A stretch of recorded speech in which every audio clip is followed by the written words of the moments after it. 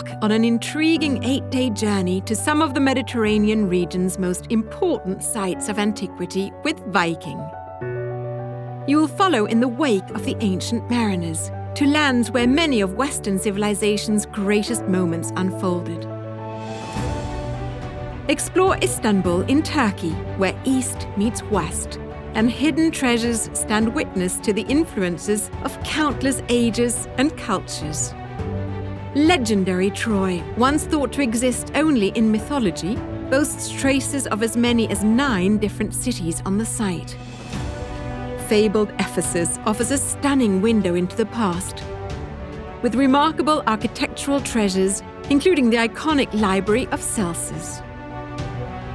On the Greek island of Rhodes, you'll pass through one of 11 imposing gates to discover the Old City, Europe's largest active medieval town and a UNESCO World Heritage Site.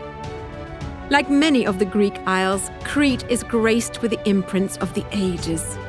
Enjoy its Venetian influences or delve into its Minoan civilization.